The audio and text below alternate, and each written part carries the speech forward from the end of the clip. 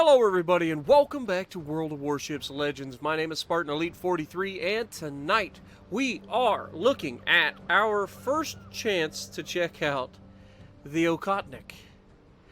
That's my best pronunciation. I hope it's right. It can't be too far off, right? Anyway, let's look at this premium Tier 4 Russian destroyer, shall we? First of all, there's one thing I gotta get off my chest. This is the most Russian thing I have ever seen in my life. Look at this. It's ugly as crap, but look at this. 1, 2, 3, 4 torpedo tube launchers, which actually has 3 each, so that's 12 torpedoes. And then, not to be outdone, we've got 1, 2, 3, 4, 5 rear guns, and then 2 in the nose. All 130 millimeters. She's not a pretty ship. I mean, she's not an ugly ship. I've seen uglier. I kind of like the front of it. It's just the barge half of it I'm not that thrilled with. But with that being said, let's get to the breakdown. We can talk about the looks in the video. So, first things first, let's check out the commander. Anton Gurin is who you're going to get as a commander. His base trait is Stabber, which is increasing the armor penetration shells or armor penetration on your destroyer's AP shells. We've got Eric Bay and Jerzy Swirsky as your 2 commanders inspirations, and they both give you detectability bonuses, so that's preferable. Then we have Quick Fix, which reduces the incoming splash damage. We have reduced visibility, so sea detectability range is decreased, again, because you want as much as you can get in this thing. It's massive. You're not going to be dodging rounds, so you need to be as undetected as possible. We'll go over some more of that in a minute. Glass cannons, so we've got precision of destroyer's main guns and dispersion, but you lose a little bit of hit points. And then we have sidestep, which gives us more range, and then we get incoming fire dispersion bonus, so less likely to be hit, but the rudder shift is reduced, or increased actually, sorry. So it makes your turning worse, and the turning in this thing is horrendous. So we'll go over that in a minute. Of course, I don't have a legendary perk for this guy, because I don't have a legendary, and I don't think I'll be using it enough to warrant going ahead and making him a legendary. So that's my thing here. But let's look at the ship itself. Upgrades and loadout. We're going to have the main aiming system mod 1. Okay, that gives us the dispersion, torpedo launchers, all that good stuff. Better everything, basically, rather than this, which doesn't make any sense. This is important. Okay, so loadout. I'm not running any boosters. We've got Type 9 camo, which is permanent on the Okhotnik, and that comes with minus 4.5 on detectability and plus 4.5 on incoming fire dispersion. We've got our Alpha Testa flag on there just for the fun of it. The stats. Survivability, 12,000 hit points. Seems pretty good for its tier. I haven't actually compared this to other Tier 4 destroyers, but it seems pretty good, because if you think about it, like the Tier 7 destroyers are usually in the 15,000, 16,000 hit points range, with the Germans being the exception because they have a stupid amount of hit points. What is it, 20,000 or something like that? It's pretty insane. But as you can see, it's destroyer armor. There's nothing there, but you get some decent hit points for this tier. Artillery, you have 7 130 millimeter guns, and they can fire HE or AP. Now the AP, I get a little bit into the match. It's not terrible. It's still not the best, though. You still don't want to be using it unless you have the perfect shot on the sides of cruisers or something like that. Other than that, you might as well just be spamming HE. Torpedoes. You have 12 of them. They reload very quickly at 47 seconds. But they are horrendous as far as the range goes. 4.5 kilometers. These are defensive torpedoes / ambush torpedoes. You want to be hiding behind something, waiting for somebody to come out, or you want to be charging directly at them, hope that they can't kill you before you can kill them with your torpedoes. You get 12 of them, so you can launch a lot of torpedoes. And even though they're only doing 13,000 damage, and that's going to be reduced depending on what you're up against, battleships, of course, give the best reduction there. So on some ships, you're probably only going to be hitting for 10,000 or less per hit. But still, you have 12 of them. If you're in torpedo range, somebody's having a bad day. Maneuverability, horrendous. The maximum speed is cruiser-esque. Not good for a destroyer. Turning circle radius is battleship-esque. And I'm not joking when I say battleship-esque. What is it? The Jean Bart and the Alabama both can turn in this sort of range. Maybe the Germans. I can't remember. But the rudder shift time's good. 3.6 seconds isn't bad. But the turning circle is terrible, and that's mainly because it's such a long ship. This thing is huge compared to other destroyers. Concealment, 5.5 kilometers. With all of the bonuses we have to concealment, we were only able to get it to 5.5, but that's still respectable. That'll get you close enough on most occasions, unless, of course, you're chasing somebody. It'll get you close enough to get you in torp range to a lot of things. Detectability by air, 3.1. Guaranteed is 2 kilometers, and detectability while firing in a smoke screen is almost impossible at 2.4. So, yeah, it's a thing. Now, guns aplenty. A high number of guns allows for a lot of damage from a single salvo. Yes and no. Yes, it does have a lot of guns, but that devastating strike from a single salvo just never seems to happen as far as just how much damage these things put out. Even though they are 130 millimeters, getting the good hits onto the broadside of a destroyer with HE, you just don't get as much damage as you'd expect out of this many guns. Plus, they are horrendously slow reloads. That's something we didn't go over, is 10-second reload time. That's bad for a destroyer, especially for single gun turrets. That's real bad. If you look at the Japanese destroyers from tier 5 up, they get 10-second reloads, but they're double gun turrets, so you're shooting, a lot more rounds. Whereas this is only single gun turrets. It's got a lot of them, but they reload very, very slow. Tough. It's got above average base HP, which is something we've already talked about.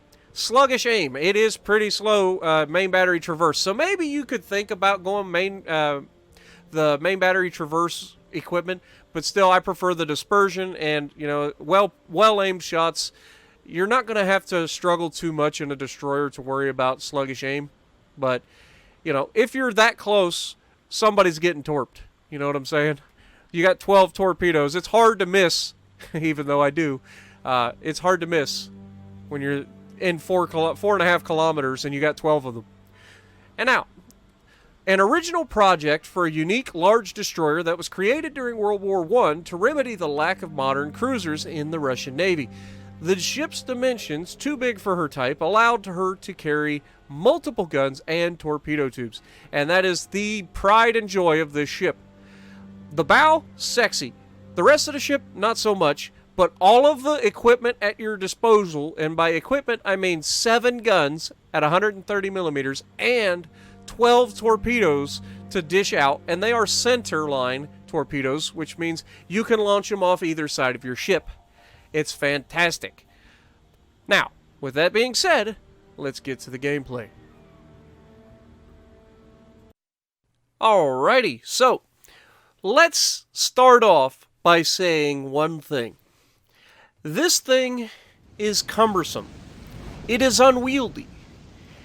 In the wrong hands, aka mine, it is useless. However, in the correct hands, this ship has the potential to be something special. Not mine, of course, but in the right hands. I'm not a destroyer player, and even most destroyer players, I think, will struggle with this in particular.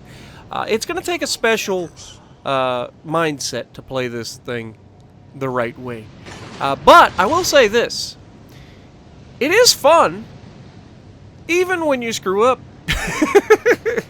So, why do I not like it in particular? And the main reason that I don't like it is because it's so long. That's what she said. It's very, very difficult to turn quickly. And part of destroyer... Oh, speaking of turning quickly... Oh my god! I'm just going to call this thing a Barracuda. Even though it's not fast. Like, it just reminds me of a Barracuda. That long, slender body, right? But anyway. It's got an interesting playstyle. That really benefits those that use it aggressively. And I say that questioning my own thought process there, because in this video you're gonna see me kind of start out unknowingly, you know, patient, and then I'm going to realize that pretty quickly that this thing does pretty well as an aggressive, but I get a lot in this battle that goes my way. First of all, this Omaha, he's coming my way.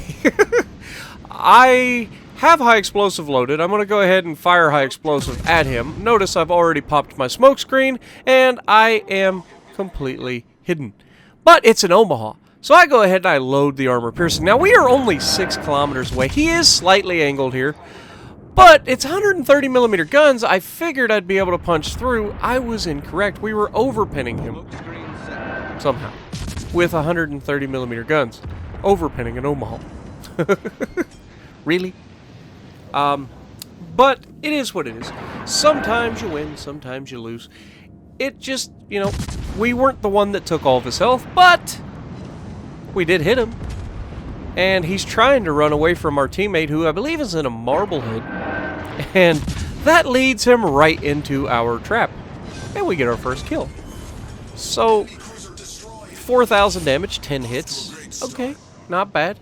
Not bad. But there's a lonely battleship out here. I've already burned my smoke screen, which isn't preferable, but luckily for me, I don't have to be the first guy in. Now, our Marblehead gets deleted by the Bayern, and that's to be expected. Anytime you're in an Omaha or a Marblehead, if you're broadside on to a battleship, you are dead.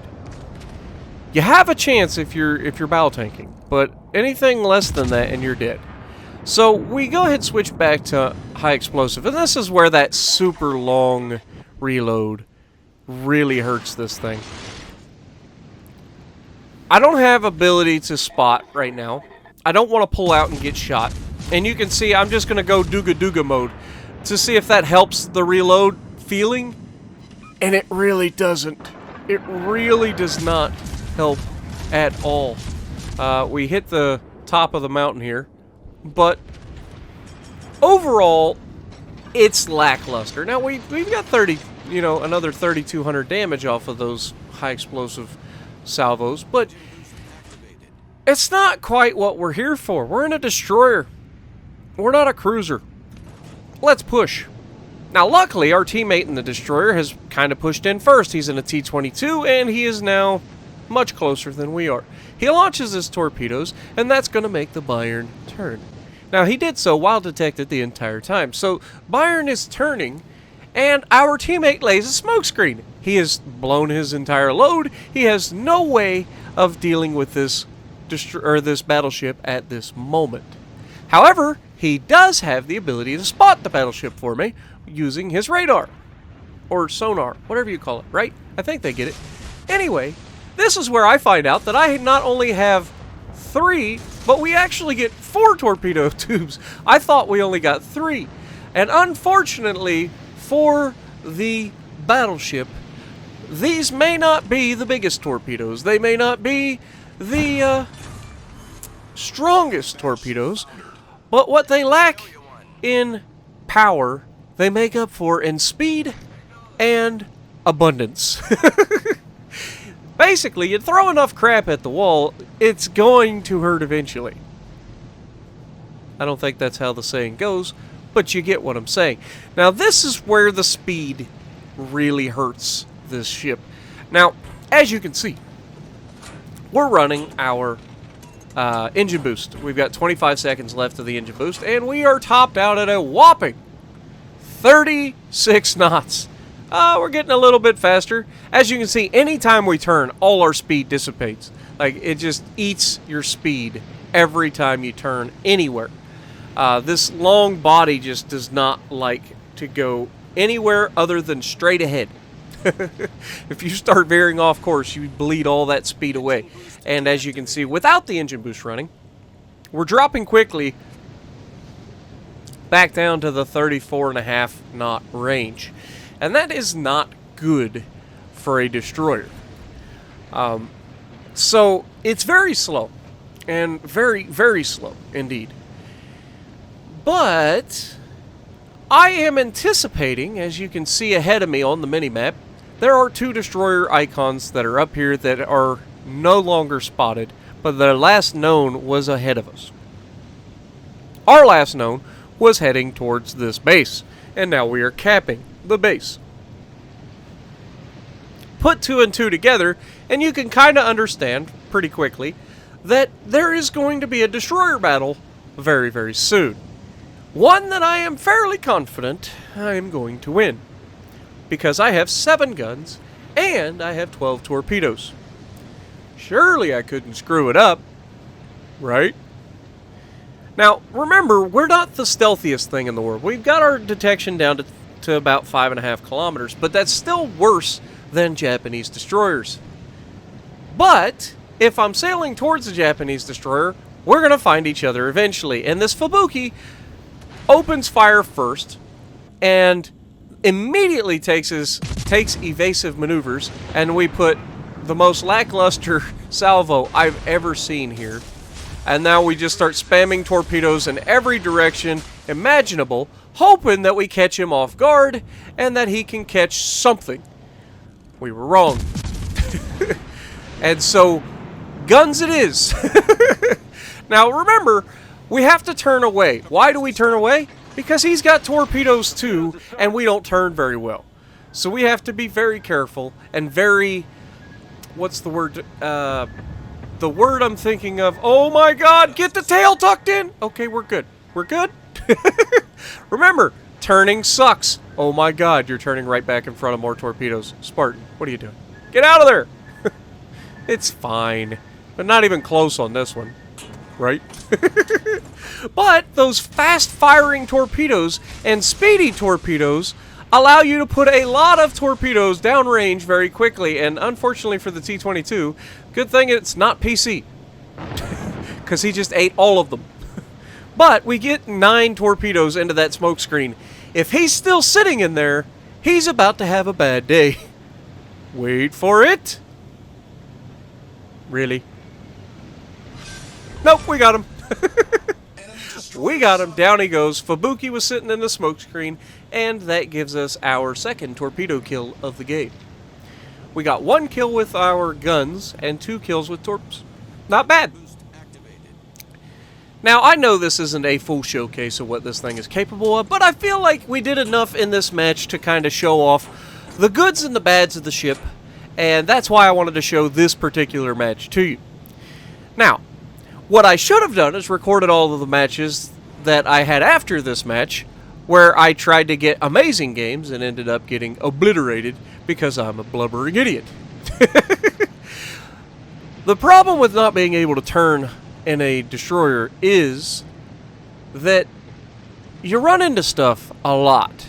And I run into islands enough anyway, and now you give me this giant ship that can't turn and goes quick for whatever I'm trying to use it for, and I run into stuff at the worst times possible. Now, I start firing my guns because I realized game's about over, and I was hoping somebody was in my firing range, or like would be able to spot me, and then we could potentially get some shots off. But unfortunately, it wasn't a thing. The game's over. We went on points. We did everything we were supposed to do, and we come out on top. Funny how that works. So, would I recommend picking up? Now, it's only 10,000 credit, or 10,000 gold in the shop right now. You can buy it for 10,000 gold. So I don't think it's terrible at that price. But, like I said, it's good for a meme. It's good for a laugh. Until you get pissed off at it. So if you like what I'm doing, punch the like button. Leave a comment below. Subscribe to the channel if you haven't already. And as always, I will see you in the next video.